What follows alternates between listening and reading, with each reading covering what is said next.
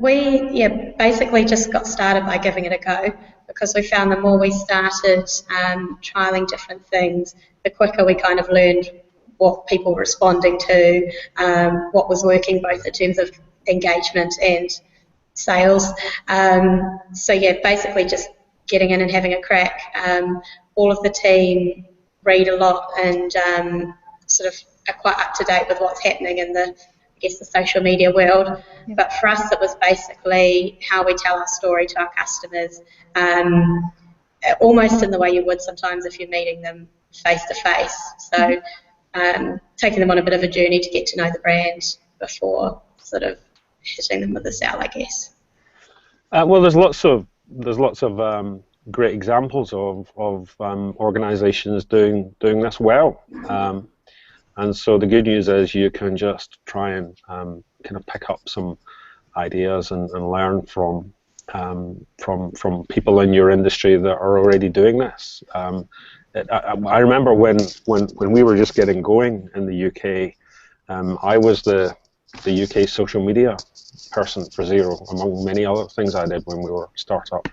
And it's really hard to find the time to do that and to think about it.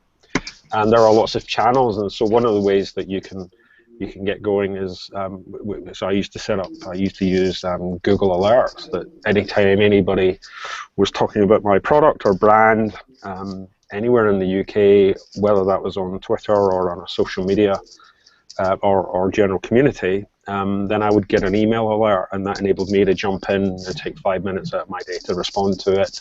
And that then showed you where the hotspots were, which were the forums that you should be spending time on, where are people talking about your industry or your product or service.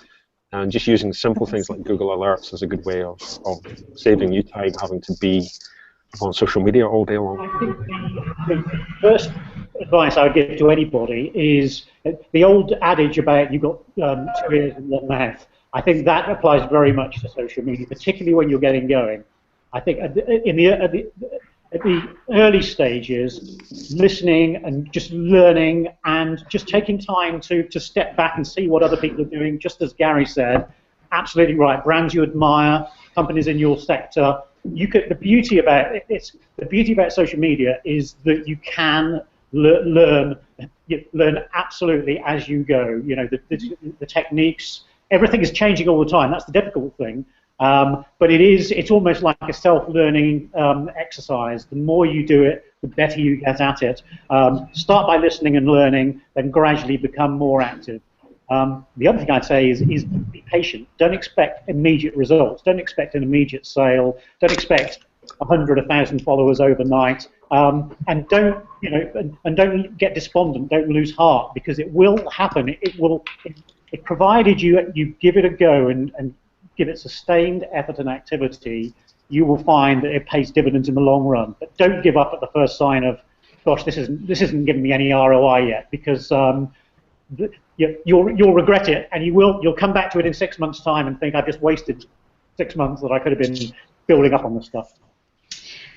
Yeah, I think what Tony said actually about long-term, viewing this as a kind of long-term commitment is really important, especially as we're tending to see people now being a bit more kind of stepping back and asking lots of questions before they actually jump in.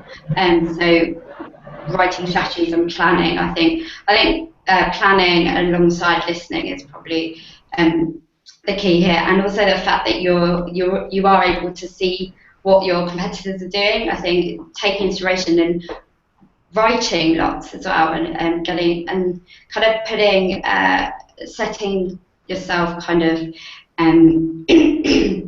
plans along the way. So what do you want to achieve with the first month or two, and kind of viewing it as a long-term thing.